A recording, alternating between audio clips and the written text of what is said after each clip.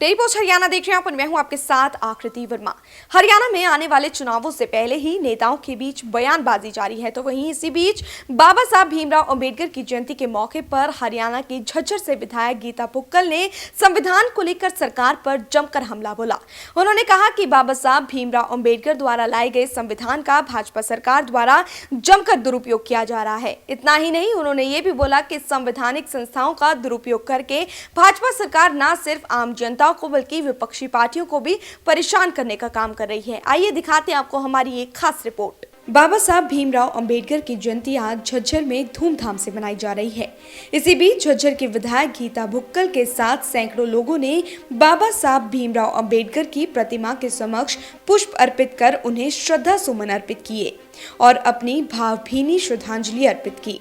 इस अवसर पर गीता भुक्कल ने कहा कि बाबा साहब भीमराव अंबेडकर जी ने एक ऐसे संविधान का निर्माण किया है जो पूरे विश्व के लिए मिसाल बन गया है, लेकिन आज के युग में बाबा साहब भीमराव अंबेडकर के संविधान को सही प्रकार से लागू नहीं किया जा रहा, क्योंकि बाबा साहब ने कहा था कि संविधान में कमी नहीं हो सकती, अपितु उसे लागू करने वालों में अवश्य कमी पाई जा सकती है।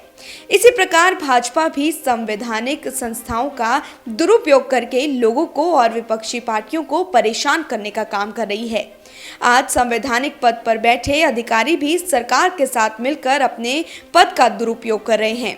उन्होंने कहा कि बाबा साहब के दिखाए हुए मार्ग पर चलते हुए हमें अपने संविधान को सही प्रकार से लागू करते हुए देश का विकास सोचने की आवश्यकता है। बाबा साहब का एक ही नारा था, शिक्षित बनो, संगठित रहो और संघर्ष करो, लेकिन उच्च पद पर बैठे लोग संविधान की धज्जियां उड़ा रहे हैं, जो कि चिंता का विषय है। Bureau report, daily post Haryana. मनाई जा रही है और आप भी यहाँ पर आए हो, समर्पण किया है, क्या कहना चाहिए? संविधान निर्माता बाबा साहेब भीमराव अम्बेडकर जी की 132वीं जयंती के अवसर पर मैं सबको बहुत बहुत बधाई और शुभकामनाएं देती हूँ। बाबा साहेब भीमराव अम्बेडकर जी ने जहाँ इतने सुंदर संविधान का निर्माण किया, आज उनकी जयंती के अवसर पर जहाँ हम लोग सोनीपत में जय भारत सत्याग्रह और संविधान बचाओ रैली का आयोजन कर रहे हैं, पूरे देश और दुनिया में आज अम्बेडकर जी को याद किया जा रहा है। जो उन्होंने अपने जीवन में नारा दिया कि शिक्षित बनो, संगठित रहो और फिर संघर्ष करो, और शिक्षा पर सबसे ज़्यादा बल दिया।